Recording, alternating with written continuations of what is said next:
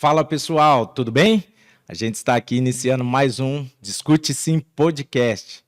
Acompanhe a gente lá nas redes sociais, no YouTube, vai sair na íntegra a entrevista de hoje, desse episódio, e no Instagram saem os cortes direto para vocês lá. Graças a Deus, o Senhor tem dado graça e a gente tem conseguido evoluir nessa troca de informação, comunicação, tem sido muito bacana. E hoje aqui eu tenho uma convidada, o pessoal sempre me cobra lá, tem que levar mulher, tem que levar a mulherada para falar. E hoje eu estou com uma convidada aqui muito especial, é amiga de longa data e fazia tempo que a gente não se via, que não batia o papo, a gente fez praticamente um podcast em off aqui. Então eu estou aqui hoje, gente, com a Fabiana Lourenço. Olá, tudo bem com vocês? Eu estou muito feliz de estar aqui. Contente, viu, Gu, pelo convite. Pode falar, Gu? Pode, lógico. E vamos aqui conversar, bater um papo, poder falar um pouquinho, como você estava falando, né? A gente vê o profissional e não tem noção do que foi construído por trás. Então, quando há uma possibilidade de sentar e bater um papo, ter uma conversa como essa, a gente fica sabendo de algumas coisas que, assim, até nos ajuda, né? Porque, normalmente, as pessoas falam assim, nossa, fulano conquistou, adquiriu, fez, parece que foi muito rápido e prático para fazer, né? As pessoas não entendem que por trás dos bastidores acontecem muitas coisas. É isso aí, pessoal. Então, acompanha aí. Depois vê o material completo, tem muito conteúdo. Eu mesmo aqui estou me surpreendendo com tudo que a Fabi estava me passando e com tudo que ela vai falar com a gente aqui. Fabi, pode soltar a voz, fica à vontade. Obrigada. Já queria começar aqui te dando a liberdade de contar um pouco da sua história, Sim. Quem é a Fabi, Sim. Da onde vem, até os dias de hoje como empreendedora no ramo de cabelos naturais. É isso? Falei certo? Isso mesmo. Então, fique à vontade. Obrigada. Pode falar com nossos telespectadores. Então, vou começar a falar um pouquinho de como iniciou, né, todo o processo de carreira. E eu sempre gosto de falar isso nos podcasts, que quando menina, eu era uma sonhadora. E sou uma pessoa considerada, não sei se você conhece, sanguínea. Sabe, os sanguíneos são aquelas pessoas que parecem uma bexiga, né? Vive no ar, né? Sonhando com tudo, querendo tudo. E eu, desde menina, eu tinha muito claro que eu trabalharia com beleza, porque me chamava muita atenção. E quando eu comecei, quando iniciei, eu fazia bonecas, né? Fazia mulagem, boneca, quando criança. Sabe o que é mulagem? O que é mulagem? Mulagem é quando você põe o tecido na boneca e costura. Perfeito. Então, depois dessa costura feita, é como se fosse um projeto, aí normalmente a modelista pega aquilo, transfere no papel, e aí depois a costureira então executa aquele molde e faz uma roupa. Entendi. Então eu fazia, porque eu assisti aquela novela Tititi, do Jacques Leclerc. Ai, gente, agora acabei falando a minha idade. Que chato. Bom, mas enfim. E aí a moda era uma coisa que fazia parte do meu métier, do meu dia a dia. Assim, eu gostava muito, assistia muita novela, televisão, aquela coisa toda. E logo quando menina, eu lembro que eu falei pro meu pai, eu posso fazer um salão aqui do lado? Ele deu risada. Como assim, filho, salão? Porque eu gostava de mexer com cabelo também. Então, com 12 anos de idade, eu já cortava o cabelo das minhas vizinhas. Né? E aí, com isso, eu fui, então, desenvolvendo e cheguei à conclusão de que iria fazer um curso de cabeleireira, porque quando eu fazia as mulagens com as bonecas e até fiz o curso de estilista, tive uma dificuldade que me bloqueou, e a hora que me bloqueou, me veio de novo esse desejo de trabalhar com a parte de beleza, no sentido dos cortes. E aí fui fazer o curso de cabeleireiro. Bom, fazendo o curso de cabeleireiro, eu tive uma noção geral do que era o tradicional. E interessante que eu, pelo fato de começar na área como manicure, eu já trabalhava num salão que era considerado afro, que era da Ângela do Marrom Bombom, né? Nós conversamos bastante sobre ela, uma guerreira. E aí comecei esse trabalho lá, e tinha desejo de fazer o curso de cabeleireira, mas ainda era um pouco retraída com isso. Aí o meu marido, né, que sou casada já há 25 anos, ele falou assim, não, se você tem vontade, você precisa realmente fazer a matrícula. Ele foi lá, fez a matrícula para mim, comprou o material e comecei a desenvolver lá. E como eu tinha conhecimento do cabelo crespo, eu fui estudei no Senac, e lá a gente só se falava de cabelo liso. Então, eu fiquei um tempo lá entendendo como que funcionava a dinâmica do cabelo liso. E, ao longo do tempo, eu fiz uma junção dos dois conhecimentos que virou cacho. E eu não imaginava que a proporção que isso daria ao longo do mundo. Eu não tinha noção. Porque eu me lembro de uma pessoa que chegou para mim, que começou a trabalhar com as redes sociais, porque na época não havia nem o Facebook, quanto menos o Instagram. Olha isso. Então, o Google era uma coisa que estava começando a ser conhecido pelas pessoas. E aí, uma pessoa que trabalhava com o Google Ads, que hoje é Google Meu Negócio, ele falou assim, Fabiana, por que você não coloca e se posiciona como expert em cachos? Porque é isso que você faz. Aí o expert em cachos... mas não é cabeleireiro que tem que pôr? Não, coloca aqui porque vai ranquear mais. Eu não entendia. Todo mundo que colocava cacho na rede social, aparecia somente eu. E aí aquilo tomou uma proporção gigantesca. Hoje eu consigo entender o porquê eu até achava que eu era importante. O porquê que as pessoas chegavam com tanta velocidade para poder fazer, porque não havia ninguém que fazia cabelo natural. Aí começou toda uma história de transição capilar, Big Shop. Você conhece bem isso? Não! Não então acho que vale a pena explicar. Tem gente que também não entende. Vamos falar? Pode falar, manda bala. Olha só. Há uns anos atrás, algumas meninas faziam blog. Né? Blog. Não tinha influencer. Eram blogueiras. Então, elas faziam um blog. Então, tudo que elas colocavam lá, ranqueava, crescia, parará, até que surgiu o Facebook. Alguma dessas meninas que faziam blog começou a trabalhar com mexer no cabelo e mostrar o dia a dia dela de cabelo. Olha, meu cabelo assim, agora eu não quero mais química, aquela coisa tal. Eu já trabalhava com isso. E eu não entendi o que estava acontecendo do lado de fora. E aí, um belo dia, uma pessoa falou assim, olha, existe uma pessoa que quer fazer um vídeo com você, uma indicação de uma cliente, da Gabriela Parra. Você conhece a Gabriela Parra? Já ouvi falar. Ela é uma fonoaudióloga e ela é ministra na Nazareno. Joia. Ela é maravilhosa. Tá. E aí a Gabriela Parra é minha cliente e ela falou assim, Fabiana, eu tô com uma conhecida nossa, Raíssa Nicásio. Já ouviu falar? Não. Ela era blogueira na época e hoje é influencer. E ela falou assim, Fabiana, ela quer cortar o cabelo da moça, mas ela não entende cortar cabelo. Poxa, o cabelo da moça é cacheado. Eu falei para ela, vai lá na Fabiana. Aí ela veio e trouxe a moça, fizemos um vídeo. E aí eu fiz um Big Shop. O Big Shop é quando a gente tira a parte lisa, quando a pessoa faz química, e aí fica o cabelo natural. Sim. Então, foi um choque, porque eu já trabalhava com isso, mas às escondidas.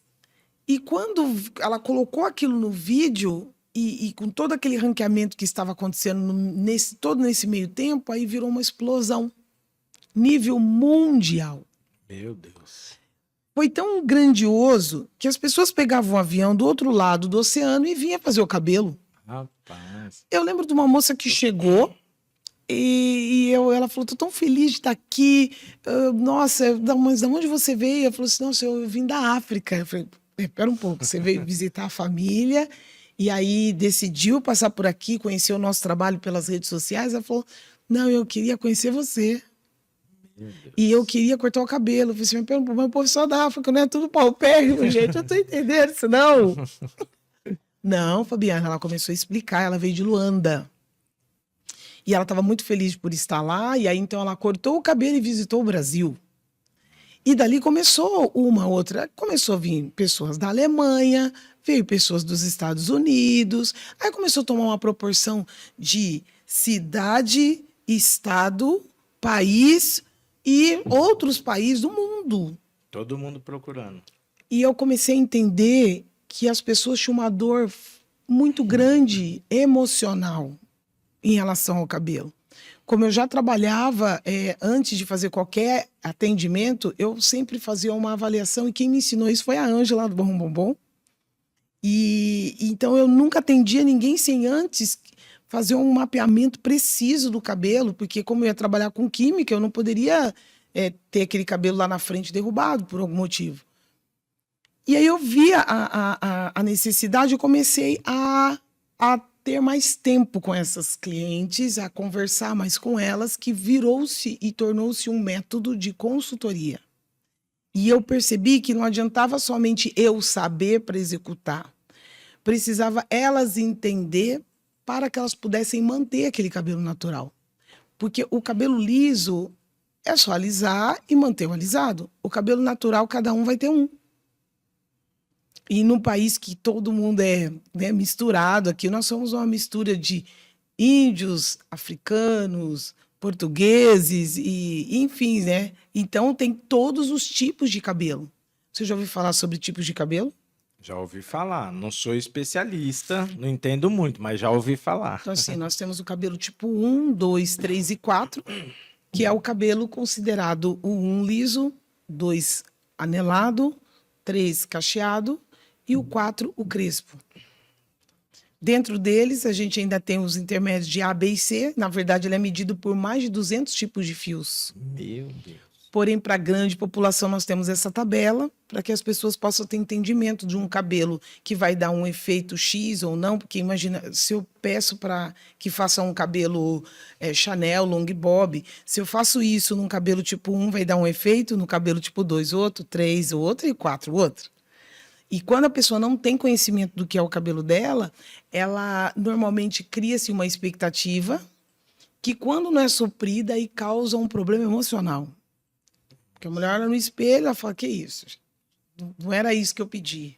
Eu não consigo montar igual profissional. E aí é onde começa a haver grandes complicações de dentro para fora. E aí eu desenvolvi um método que hoje, né, posso considerar que é validado, porque já estou na terceira geração de pessoas que atendo, que vinha a mãe que trazia a filha, agora já está trazendo a neta. E que essas pessoas realmente tiveram um resultado que hoje é satisfatório e elas se beneficiam do cabelo e da sua imagem dentro da mais naturalidade. Porém, como eu estava falando para você, como consultora capilar, eu procurei ter um pouco mais de entendimento de como funcionava o mecanismo humano. Porque quando eu faço um cabelo, eu não faço somente um cabelo, eu faço o cabelo de uma pessoa. E cada pessoa tem uma expectativa. É sobre pessoas. É sobre pessoas. Então, imagine a pessoa idealizando algo que não é real, que não é possível. Então, eu precisava ter mais tempo para ajustar. Por isso que virou a consultoria capilar. E, no meu caso, a minha especialidade é cabelo natural, crespo e cacho. Mas dentro da consultoria, qualquer serviço que seja fora desse cabelo mais natural, eu faço, então, parceria com outros profissionais e indico. Como você falou, Fabiana, tem alguém que poderia indicar para crescimento de cabelo? Não é a minha expertise. Então, a gente precisa de um médico tricologista. Fabiana, meu cabelo está tendo queda. Então, você vai precisar de um tricologista terapeuta capilar. Fabiana, eu quero mudar a cor. Então, é necessário você procurar um profissional que seja colorista.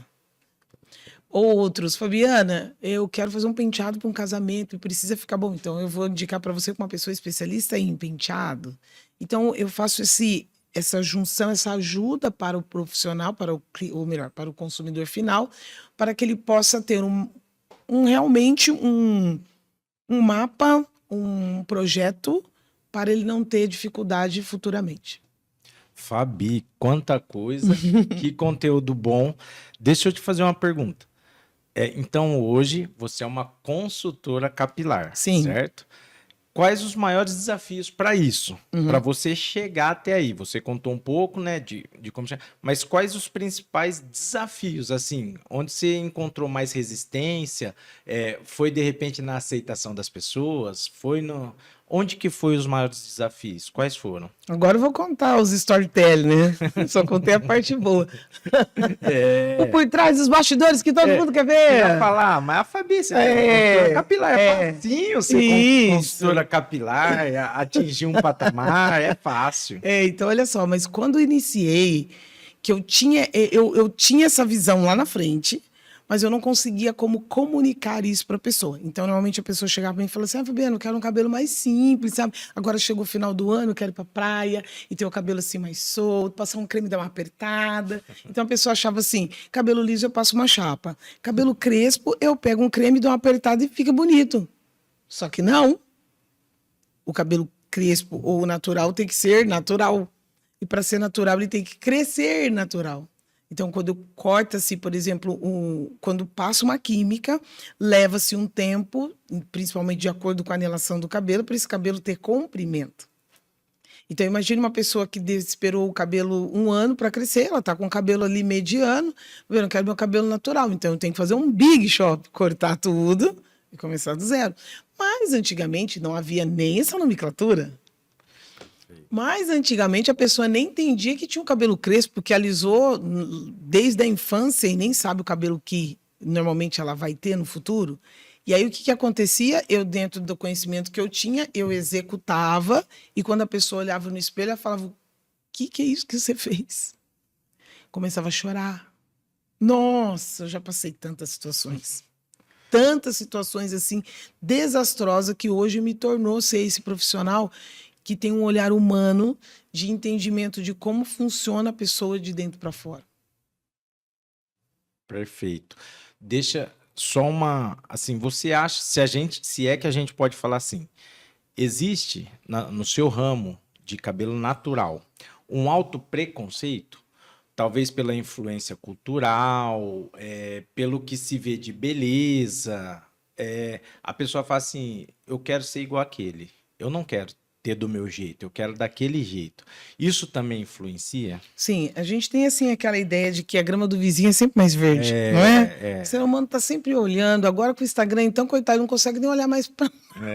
Só fica olhando o que o outro está fazendo, sem entender aquilo que ele tem de valor, né? Então, sim, e vejo muito pré-julgamento, preconceito em relação a pessoa se ver com o seu cabelo natural. Por quê? Nós viemos de um povo, vamos dizer assim, que aqui no Brasil fomos escravizados. Os negros, né, foram escravizados. Então, o cabelo crespo, de maior, vamos dizer assim, que é mais crespo, é do cabelo negro, da pessoa que tem a pele escura. A mistura disso fez com que outras pessoas tivessem a pele clara, mas o cabelo com algum tipo de anelação. E quando a pessoa se vê, por mais que ela fale, eu quero a liberdade da chapinha, eu quero a liberdade de não ter que ficar montando meu cabelo todos os dias, eu não aguento mais. Então, é possível manter o meu cabelo natural? Aí entra o meu trabalho de consultoria. Porém, a dificuldade é a aceitação do tipo do cacho dessa pessoa. Porque eu tenho pessoas da pele clara, por exemplo, como é minha filha, que o cabelo dela é crespo. Então, tem pessoas que têm a pele clara e elas não aceitam que o cabelo seja tão crespo. Então, a pessoa de uma pele branca, que o cabelo é um 3C, que é um 4A, eu já escutei coisas assim de cliente. Mas eu nem sou negra para ter esse cabelo. Aí eu brinquei com ela e falei assim, então eu tô sofrendo preconceito agora na cara, que é isso? Aí ela falou assim, não, Fabiana, nada com você, mas como que eu vou dar conta disso? Como que as pessoas vão me ver assim? Por quê? A sociedade não vê com bons olhos a pessoa que remete à escravidão. Isso já era dos nossos questionamentos, do nosso bate-papo, isso mesmo. Você acha que existe uma discriminação para cabelos crespos, naturais crespos, por exemplo? A sociedade olha diferente. Totalmente. Totalmente vê. Mas eu não vejo isso como algo... Como posso assim... É pejorativo, mas eu acho que é falta de entendimento das pessoas. Existe o entendimento coletivo. Eu vou dar um exemplo. Imagina, ó, quando você vê uma pessoa desarrumada andando na rua, o que você imagina? Que é uma pessoa maltrapilha, que é uma pessoa que é mendigo. Isso. Logo já vem isso. Morador de rua. Um morador de rua. Não importa se a pessoa é branca, se a pessoa é negra, se a pessoa é rica ou se ela é pobre. Isso é um inconsciente coletivo. se você vê uma pessoa muito bem arrumada, saindo de um carro importado, o que você imagina? Que é um rico, milionário. É um rico milionário. Ah, nem sei se eu devo falar com ele. Será que vai me dar atenção? Porque a pessoa já tem um estereótipo de como seria um milionário. Então, de acordo com esse inconsciente coletivo que nós temos, é normal que as pessoas vão ver uma pessoa de cabelo crespo que talvez não esteja bem vestida como uma pessoa não bem sucedida. Perfeito. Faz parte. Então, assim, não é que as pessoas têm preconceito do crespo somente. Elas têm preconceito do feio. Entendi. Se a pessoa está bem arrumada, está bem adornada, e se ela está com... Eu, no caso, trabalho com visagismo. Então, imagina você com uma harmonia de corte de cabelo, com harmonia de cores. Não tem como a pessoa falar que tá feio. Deus não faz nada feio. Deus não erra, gente. Você falou aqui em off, até fugindo um pouco da nossa pauta, né? Deus faz tudo perfeito. A gente que inventa a moda. Isso, a minha frase é assim, ó. Deus sabe o que faz, a gente é que inventa a moda. Perfeito. Então, cada vez que você não tem aceitação da sua realidade, logo você terá que comprar algo que satisfaça o seu coração. Aí eu pergunto sempre para as meninas que eu atendo, você quer continuar comprando ou você vai usar o seu? Se você quiser continuar comprando, a minha empresa fica até feliz. Porque você vai ter que voltar mais vezes. Olha só que legal. Quem aceita a realidade me visita menos tempo, mas como minha genuinidade e o meu propósito é cuidado, então eu liberto elas de ter mais investimento. É ao contrário do que algumas pessoas pensam. Que bacana. Fabi, deixa eu te fazer uma pergunta aqui. Sim. Já, né, pedindo para você, para a gente ir para uma outra parte, qual conselho que você daria para as meninas que estão começando e que querem empreender na sua área, assim? O que você pode deixar para elas? Bom, falando um pouquinho dessa parte de empreender, eu tenho um programa chamado Empreenda Cachos. Olha só. E dentro desse programa, as meninas ficam comigo 6 meses. Quem está iniciando na área, ou mesmo quem quer se especializar no cabelo natural, cacheado. E depois, então, desse programa, elas vão alçar voos, né? Começar o seu projeto. Então, o que eu deixo para elas no sentido vamos dizer, de uma ideia para início é treinamento. Na vida é assim, ó, você precisa conhecer, fazer e praticar. Não tem outra receita. Hoje em dia, eu acredito que por causa da velocidade das redes sociais, elas querem chegar no final sem passar pelo meio. E aí é muito complicado isso. Entendi. Ó, já em cima disso, assim, você sente ou percebe que mulheres negras têm menos oportunidade no mercado de trabalho, nesse mercado do empreendedorismo? Porque eu vejo assim, né? Você, uma mulher negra, que está contando sua história, que hoje a gente percebe que é uma empreendedora nata e que chegou num patamar bacana, né? Em cima disso, você ainda enxerga que há algum preconceito de cor, de raça nesse mercado de trabalho? Primeiro, eu gosto de desmistificar que preconceito não é racismo. Preconceito é um pré-julgamento. Então, eu acho que. E por que a pessoa acha? Porque nós temos o inconsciente coletivo. Perfeito. Normal? Racismo é assim, olha, eu não converso com fulano porque ele é loiro. Eu não converso com fulano porque ele é japonês. Eu não converso com fulano porque ele é negro. Aí isso sim é um racismo. E eu acho que no Brasil há uma confusão em relação a isso. Eles misturam as duas coisas. E eu falo isso porque assim, ó, vou chegar na parte que você falou, mas eu quero colocar para fora um pouquinho isso. Meu marido é branco. Meus filhos é da sua tonalidade de pele. Aí, quando eu ficava grávida, eu falava assim, Deus, faz nascer igual para eu não ter que explicar, me ajuda. E é impressionante, os 3 parecem que são irmãos mesmo, né? Podia nascer branco e podia nascer preto, porque é muito discrepante, né? E quando eu estava com os meus filhos pequenos no colo, eu via o olhar das pessoas. Porque imagina, a minha filha Kézia, hoje está com 18 anos, mas quando bebeu, o cabelo dela era uma penugem. Dava até para pentear com, né? Com aquela escovinha, molinha. E ela com a pele mais clara, não tomava tanto sol assim. Então as pessoas viam ela no meu colo, não imaginavam que ela era minha filha. Da mesma maneira que se tivesse uma mulher branca, loira, com negro no colo, qualquer pessoa ia imaginar que também não seria filho dela. Não é? Já é o pré. É o pré. Né? Já é o preconceito. É o preconceito. Falar, não é filho. Agora, esse preconceito eu não vejo como maldade. Porque o inconsciente coletivo de todos faz entender que uma mulher negra precisa ter um filho negro e uma mulher branca, um filho branco. Então, quando eu ia dar de mamar, todo mundo falava assim, meu Deus, a babá tá fazendo isso. É ama de leite, não acredito. Então, eu percebia nos olhares. Ao passo que quando o meu marido estava com as crianças, e algumas pessoas já chegaram a relatar, que achou que ele era o pai adotivo. E aí alguns chegaram a falar para mim assim, nossa, que especial. Ele pegou 2 irmãos. Meu Deus, meu Deus. Quando as pessoas viam nós juntos, falavam, entendi a família. Pronto. Mas separado, com certeza ia ter esses estranhamentos. Eu não chamo de preconceito, era estranhamento. Perfeito. Porque algumas pessoas que chegavam a estranhar, perguntavam e falavam. E alguns até que falavam que cor que tinha. Eram negros. Negros. Entende? Sim. Então, uma vez eu fui... Não é racismo, então. É um preconceito mesmo. É um estranhamento. Tá. Por quê? Eu estava numa praia, a gente foi passear, né, de férias.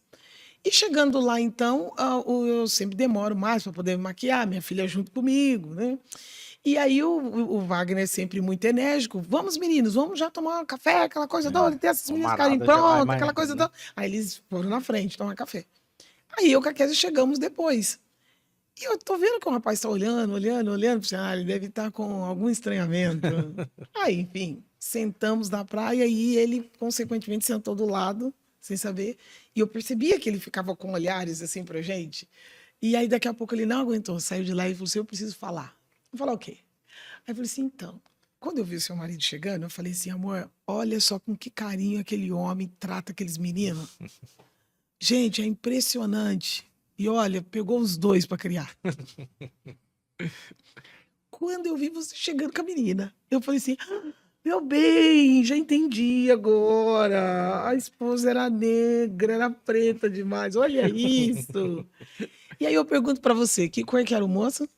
Negro. Era. Ah, meu Deus. Só que se uma pessoa branca falasse isso... Racismo. Aí ia né? virar racismo. Ia virar racismo. Então, como eu estou no lugar de fala e vivenciei um monte de vezes, eu falo, gente, stop. Não precisa dessas coisas. Porque às vezes a gente acaba ofendendo a pessoa branca porque ela teve uma fala e que para nós julga como um preconceito, como um racismo. E às vezes a pessoa não está com isso. É um costume nosso de falar. E assim, o país não foi educado e nem deu tempo de educar toda a população, tanto os negros quanto os brancos, quanto em relação a como deve ser a aceitação das pessoas em si. A minha bisavó era escrava. Eu escrevi um livro chamado Autoridade Inabalável, e lá no livro eu conto essa história da situação da minha avó, da minha mãe, a mentalidade da minha avó, que tornou a mentalidade da minha mãe, e que tornou a minha mentalidade. E a minha mentalidade, como que eu posso imaginar que a minha bisavó estava lá no Pelourinho apanhando? Se eu for pegar a dor dela do que aconteceu lá, eu não casaria com o Wagner, porque eu iria odiar os brancos. E mesmo que ele tivesse algum interesse por mim, eu iria logo já sanar, porque eu não ia nem olhar. E não é uma questão de cor de pele quando se fala de sentimento. E hoje em dia, as pessoas estão fazendo uma segregação tamanha por ideologia que elas deixam de crescer, elas deixam de desenvolver e elas deixam de viver histórias, porque elas acreditam que quem é do Palmeiras não pode jogar no São Paulo e vice-versa. É isso. Ô, Fabi, e deixa eu te falar aqui, só pra gente ir para outro assunto, você é a favor de cotas? desse negócio de cota para negro. Apesar que agora tem cota, eu tava vendo esses dias, cota para negro, pardo também tem cota agora, tem cota de um monte de coisa. Como você enxerga isso? Vou falar. Solta a voz. Pode soltar? Escuta assim, gente. Olha só. Não tem como a gente mudar uma ideologia, como eu acabei de falar, de um contexto histórico de quarta geração, de um dia para o outro. Então, as coisas no meio vão acontecer. Eu penso assim, da onde eu posso me beneficiar com isso? Então, eu vou me beneficiar, pronto.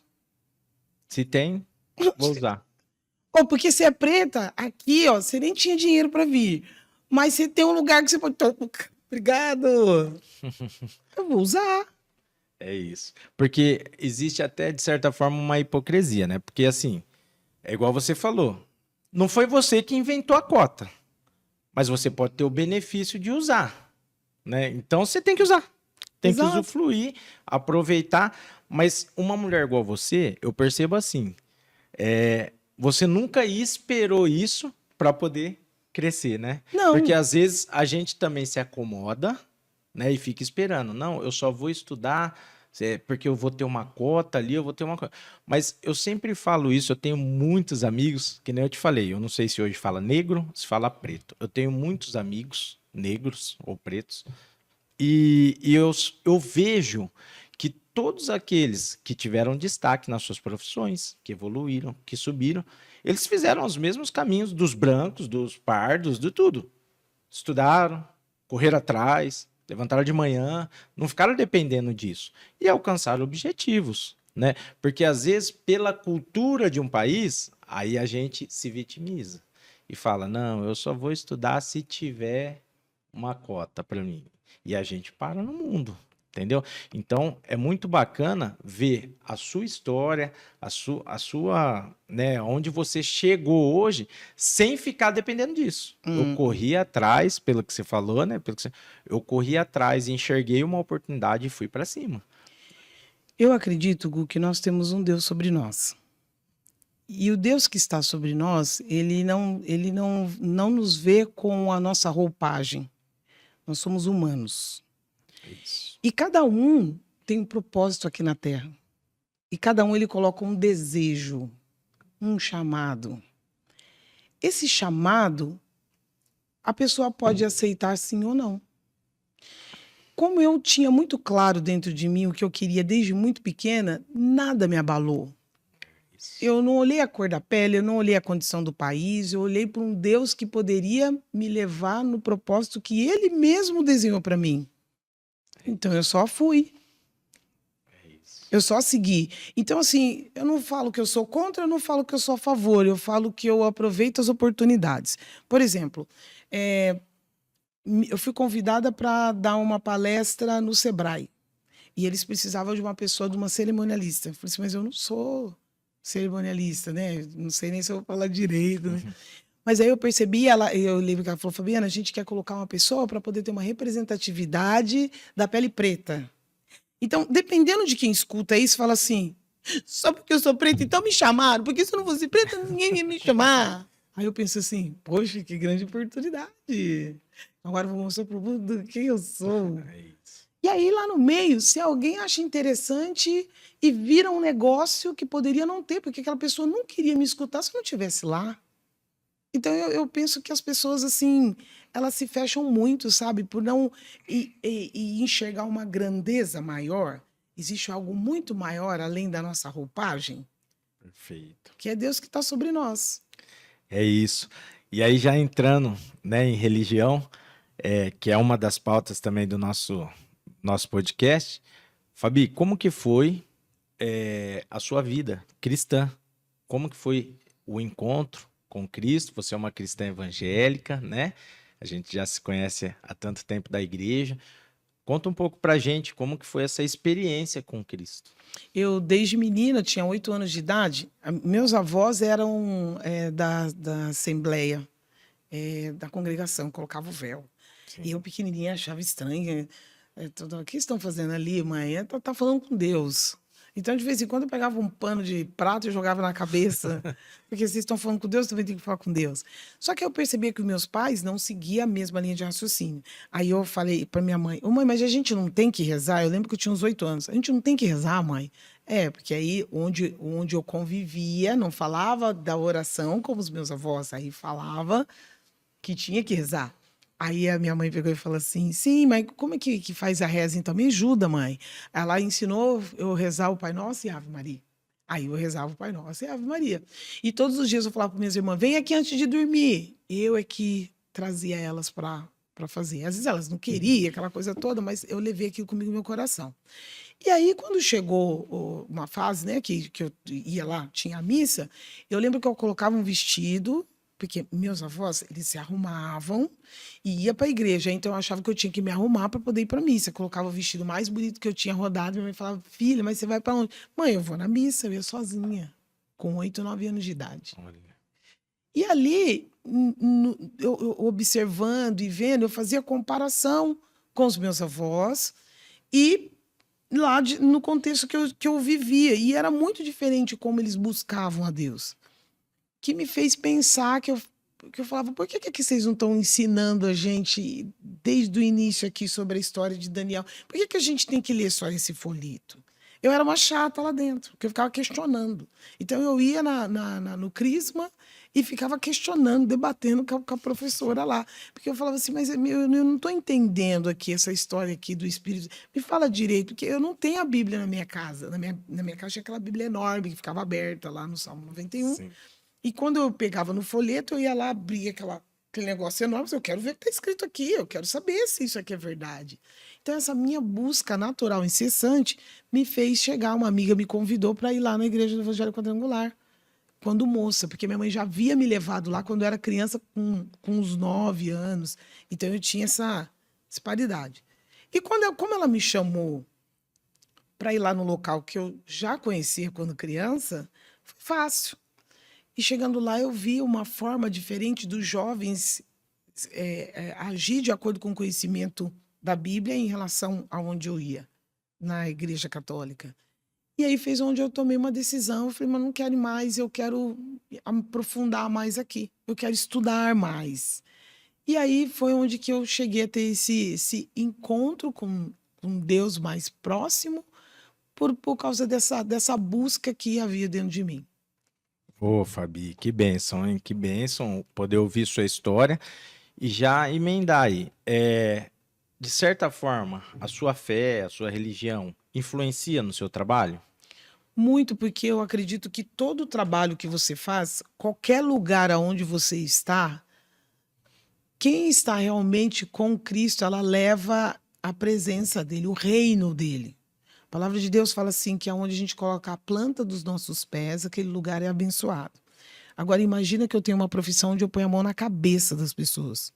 Sim. A profissão de cabeleireiro é a única que põe a mão na cabeça das pessoas. Os cabeleireiros, eles não têm noção do poder que eles têm na mão e na fala. Se eles soubessem, eles transformariam o mundo. Cada pessoa que senta no meu espaço, que eu vou tocar, eu não toco num cabelo que eu vou fazer. Eu abençoo aquela vida. Pela minha maneira de ser, por tudo que eu ofereço, pelo resultado que eu dou. É uma troca. É a minha parte. Porque quando nós temos um corpo, todo corpo ele tem partes dele tem uma função.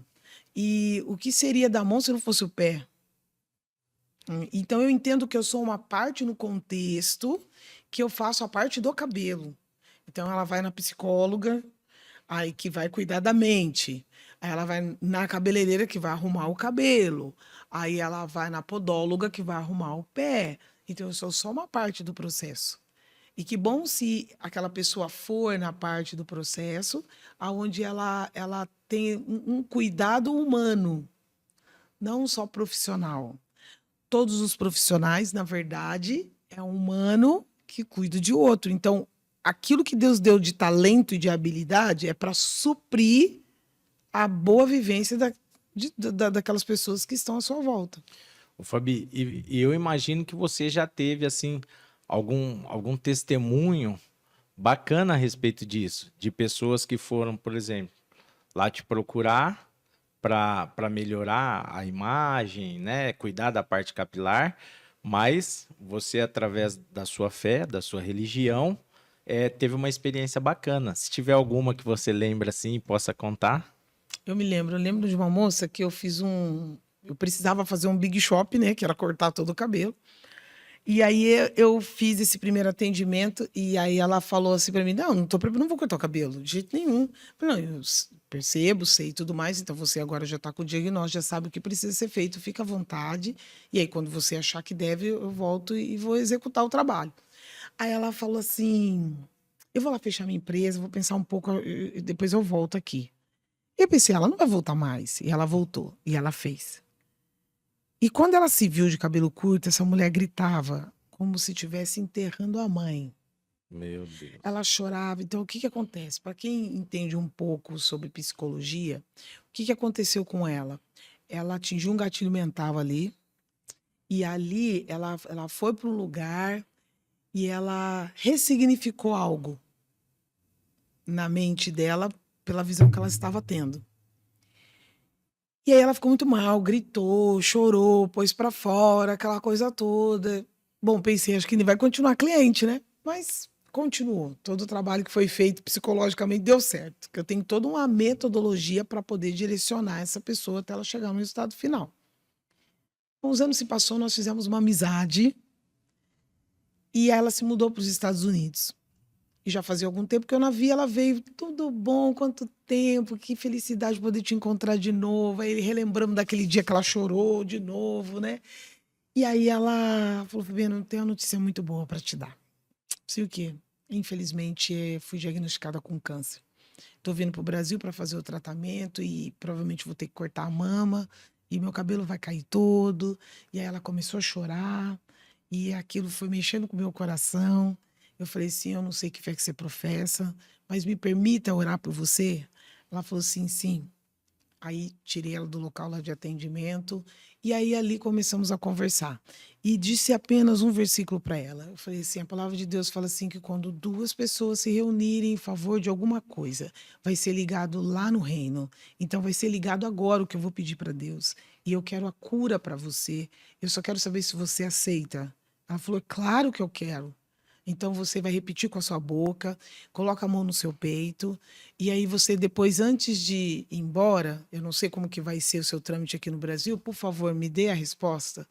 Aí passou uma semana, outra, porque ela estava fazendo os exames, e ela voltou chorando, me abraçou, ela falou: Fabiana, eu não vou precisar mais cortar a mama. Meu Deus.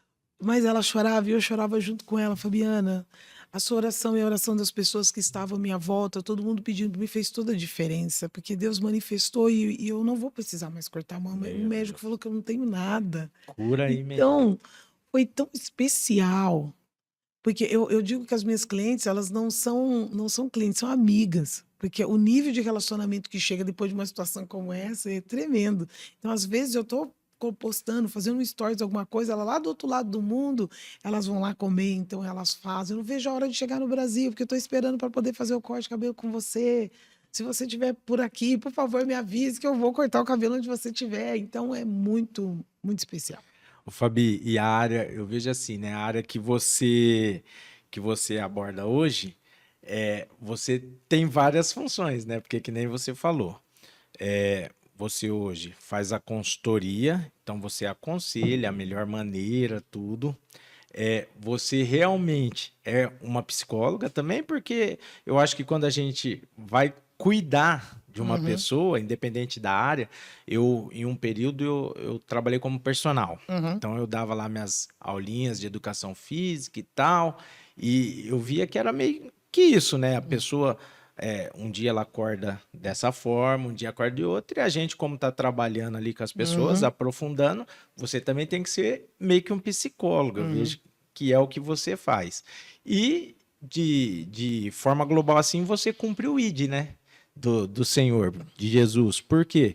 Porque olha o testemunho e você falou aí, pô, nós cabeleireiros, né, temos a oportunidade de pôr a mão nas pessoas ali, de professar bênção na vida daquela pessoa. Então, acho que muito importante esse testemunho. E aí, já te perguntar, em cima disso, assim, de forma global, como que você tem enxergado o nosso país? Porque eu até perguntei na nosso último episódio para o pastor Carlos Eduardo, e eu falei assim, o número de cristãos evangélicos no país tem crescido, mas parece que as coisas não têm melhorado. Por que essa discrepância? Como que você enxerga esse momento do Brasil? Primeiro eu vou falar de uma parte que você falou da psicologia e depois eu vou responder para você a respeito disso. Na questão da psicologia, como você diz assim, a pessoa até é uma psicóloga, mas assim, não sou uma psicóloga que precisaria de um tratamento mais a fundo. Então, dentro do diagnóstico que eu faço, se eu percebo uma necessidade, aí é um outro profissional que eu vou indicar, que é também a psicologia. Mas, para fazer esses atendimentos, eu uso o rapport, eu uso neurolinguística, eu uso ancoragem, eu estudei tudo isso para me poder entender personalidades. Então, hoje, quando eu olho uma pessoa, eu já consigo saber como ela age e reage, só de fazer uma leitura na face dela. Então, eu sei se uma pessoa é sanguínea, se ela é colérica, o primeiro ponto, só dela conversar comigo. E aí, então, de acordo com isso, eu vou ajustar e vou arrumar a minha linguagem para poder ajudar a conduzi-la para aquilo que eu preciso. Então, é todo um estudo mesmo feito e de uma maneira muito precisa, porque o que acontece? Se eu me coloco como psicóloga, como profissional, eu fico ali a bater papo com a pessoa e o tempo passa e o meu métier não é esse. Então, eu tenho início, meio e fim. Todos os clientes que vão têm um horário de chegada, de saída, e se ele precisa de uma aula extra, ele tem que pagar essa hora extra, porque eu tenho todo um espaço que precisa ser justificável e pagável. E em relação a isso que você falou, em relação a como que eu enxergo, faz de novo a pergunta para mim, como que eu enxergo... De forma global, né, a gente tem números que o número de cristãos evangélicos tem crescido em nosso país. Mas parece que as coisas, as atitudes, a forma como o ser humano lidar com o outro não tem melhorado tanto. Sim. Como que você enxerga isso? Eu enxergo que, repetindo a palavra que eu já tinha falado, conhecer é uma coisa, fazer é outra e praticar é outra. Então as pessoas conhecem o evangelho, se convencem do evangelho. Agora, aprofundar e aprender do evangelho são poucos. Então, como que as pessoas vão ter resultado de uma coisa em que elas não têm domínio? A palavra de Deus fala assim, que nós devemos buscar a sabedoria e o conhecimento como ouro e prata. Você sabe a diferença da sabedoria e do conhecimento? Então, fala aí pra gente. Olha só. A sabedoria é algo que é ligado a Deus. O conhecimento é o conhecer da terra e do humano. Então, Deus fala sabedoria e conhecimento. Moeda de troca daquela época era ouro e prata. Moeda de troca hoje é real, é valor em dinheiro. Então, por causa do dinheiro, as pessoas levantam cedinho, faz uma marmita, enfrenta um ônibus totalmente lotado, ela engole sapo do patrão, dos colegas, para poder ter uma querelinha no final do mês. Correto? Correto. Mas tivesse que fazer tudo isso para ter conhecimento do evangelho, alguns não se propõem a fazer. Eu vou dormir mais tarde para poder ter conhecimento. Eu vou me dedicar um pouquinho mais e vou estender o meu horário para mim poder ficar mais tempo com a fulana, para trazer a palavra de Deus para ela. Não. O culto, nossa, passou do horário. O Espírito Santo de Deus não pode nem agir. Entendeu? E, acabou. Agora acabou só. Só na próxima. Então, o povo está acostumado a uma liturgia que não gera desenvolvimento e evolução, porque eles não estão dispostos a se esforçar. Como eu falei de início, existe o começo, o meio e fim. Hoje em dia as pessoas querem o fim e ignoram o meio. Né? É o tal do processo. No evangelho não é diferente. Eles querem o benefício de Deus, mas sem fazer nada para poder alcançar isso. Não é que Deus castiga, é que não tem como você atingir, fazer algo que você não tem a mentalidade. Como que você vai ser excelente nas finanças se você nunca estudou? Como que você vai ser excelente no conhecimento do governo se você nunca se envolveu com o governo? Não sabe nada de lei. Não sabe nem da lei da terra. Como que vai entender a lei do reino, gente? Não tem como.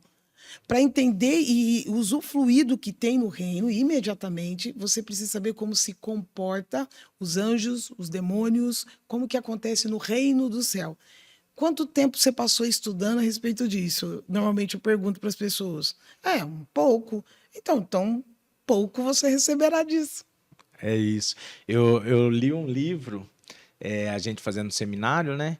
Que chama Saia do Raso, né? E é o tal da profundidade, né, Fabi? As pessoas hoje são rasas em muita coisa. Inclusive, é o seu testemunho, é a sua história de carreira mesmo. Sim. Porque eu vejo assim, você precisou aprofundar. Sim. Não dava para ser só o rasinho. Não dava só para ouvir assim, igual você comentou, faz o dread. Faz isso, isso, aquilo. Você aprofundou em conhecer e entender a dificuldade das pessoas. E isso é fantástico. Que papo bom. Pena que a gente tem que ir partindo pro fim, que a gente tinha muita conversa para falar. Mulher se deixar, né? Ela não para de falar. É bom, meu marido agradece, porque fala assim, olha, já foi no podcast, falou bastante, agora vai me deixar em paz à tarde. Dizem que mulher tem que falar 5.000, acho que é 5.000 palavras por dia. Por dia. Você ajudou, obrigado. E os maridos têm que estar firmes lá também para ouvir. Fabi, vamos fazer umas perguntinhas aqui. Sim. Assim, de forma geral, global, assim, para a gente, né, ir para o encerramento. O que é beleza para você? Para Fabi? Para mim, beleza é a harmonia do que Deus fez. Ótimo. Porque nós, como sociedade, algumas vezes estabelecemos uns padrões de beleza. Então, quando você não está dentro naquele contexto, as pessoas então logo consideram que não está apta para ser belo. E Deus não faz nada errado. As pessoas, o meu trabalho hoje, quando eu faço um trabalho de reposicionamento de imagem, é ajustar essa comunicação de qual seria as melhores cores para aquela pessoa, de acordo com a análise cromática. Então, eu falei assim, olha, já vim combinando com o cenário. Entendeu? Perfeito. Porque quando a pessoa vê a imagem, ela vai gostar mais, porque ela está replicando as cores de lá aqui. Perfeito. E isso faz com que ela tenha eu tenho uma intenção de imagem a qual eu quero que a pessoa veja. Então, um outro exemplo, dentro daquilo que eu faço. Tá vendo os babadinhos aqui? Isso aqui é romântico. Então, isso aqui faz com que a pessoa olhe para mim e fale, nossa, que engraçadinha. Perfeito. É um inconsciente coletivo. Só quando a pessoa faz uma consultoria comigo, eu faço ela entender e usar isso a favor dela. Então, como eu tenho todo esse conhecimento, como que eu posso dizer que um é belo, o outro é feio? Não, só não ajustou a imagem ainda. E se precisar ajustar, conta comigo, pronto. Ótimo, ótimo. Muito bom. E assim, de tudo que você falou com a gente, de toda a sua história, o que você tem assim, qual que é o momento mais marcante da sua carreira, assim, como profissional? Mais marcante foi ser reconhecida entre os profissionais grandes. Isso foi muito legal para mim quando eu fui convidada para ser palestrante da maior feira da América Latina. E quando eu cheguei lá, tinha nomes e fizeram um post, colocaram... Fabiana, você concorda? Eu concordo, mas nem sabia do que se tratava. E quando veio o post, eu levei um susto, porque tinha lá pessoas que eu considerava assim, muito grande. Cabeleireiro da Xuxa, né, o Marco Antônio de Biagi, estava lá outros nomes, o Paulo Persil, que é muito conhecido, que faz cabelo penteado, um dos mais conhecidos do país. Então, quando eu me vi no meio deles, eu pensei, poxa, realmente teve relevância todo esse trabalho que foi feito e realmente as pessoas precisam ter esse entendimento do cabelo natural. Que bacana, que bênção, viu, Fabi? E aí também, né, na nossa última pergunta aqui, eu sempre deixo a oportunidade para o nosso convidado deixar uma palavra de esperança, de otimismo para quem está vendo a gente. Então, já pode mandar ver. Eu penso que a nossa vida é um sopro. Hoje eu só não só penso, eu escutei, fico pensando sobre isso e vejo. a gente tem pouco tempo para viver. Então a gente não pode fazer da nossa vida um rascunho. Tem gente que fica tanto testando, tentando, organizando, treinando, e a hora que fala assim, agora eu vou jogar. Não, só que agora já acabou. Não vai ter mais tempo. Então, assim, usa aquilo que você tem. Aproveita o tempo que você tem. Porque ele passa muito depressa. Hoje eu estou aqui, minha filha vai para o exterior. Parece que eu escuto o chorinho dela, do dia que nasceu. E acabou, sabe? Eu tô vivendo uma nostalgia essa semana, assim, de pensar, poxa, eu não vou ter mais a brincadeira deles, eles brincando, correndo, rindo. E eu aproveitei o máximo que eu posso, mesmo dentro do empreendedorismo, eu nunca me envolvi totalmente na carreira. Eu acho que se eu tivesse me colocado na carreira como deveria, vamos dizer assim, como é colocado para todos, eu seria muito maior. Depois que veio as redes sociais, as pessoas que tinham conhecimento daquilo que eu fazia se tornaram muito maiores do que eu, porque eu não tinha total domínio. E eu poderia ter corrido atrás disso, mas para minha família foi primordial. Então, eu fico feliz de saber que, mesmo que o tempo passou, mas né, a gente continua bem. Então, é isso que eu quero falar para você. Aproveita o presente que Deus te deu. Que benção. E é o nosso primeiro ministério, né, Fabi? A família, né? A gente sempre fala isso. A gente tem as correrias da igreja, do mundo profissional, tudo. Mas eles estão lá, né? Esperando a gente, querendo tempo com a gente. E acho que isso é fundamental. Galera, que episódio, que entrevista fantástica. Fabi, eu quero te agradecer demais. Quero desejar que, assim, Deus abençoe sua vida sempre, grandemente, sua família. Manda um abração, um beijo para todos lá, para o Vagnão, para as crianças. E que Deus possa cada vez mais continuar te usando, tanto na sua profissão, como na... outra coisa, a mulher levita aqui, não fala, né? Canta, louva demais. Então, que Deus continue abençoando sua família, o seu ministério e sua vida profissional. Amém, amém. Eu fico feliz também, quero agradecer a você, ao estúdio. FG? O estúdio. A3. A3. Isso. Desculpa, falei errado. A3M, Bruno? Pode falar aí, A3B. A3B, depois eu quero edita agradecer. lá. Muito bom estar aqui com vocês, assim, pelo privilégio de ser convidada, estar aqui. Também quero que você também transfira o meu abraço para a Tati, para os 2 filhos. O filho dele, né, estudou com a minha filha. Isso, Pedrão. É tão legal, Pedrão. Então, assim, é especial a gente poder conviver, né? Estar numa cidade e poder conviver com as pessoas. Isso é importante. Galera, então esse aí foi nosso bate-papo com a Fabiana Lourenço, uma excelente profissional, excelente ser humano, uma pessoa de Deus, que tem um testemunho fantástico e tem muito conteúdo para vocês aí. Acompanhem os cortes e já a gente solta na íntegra aí para vocês. Que Deus abençoe a todos. Fiquem com Deus.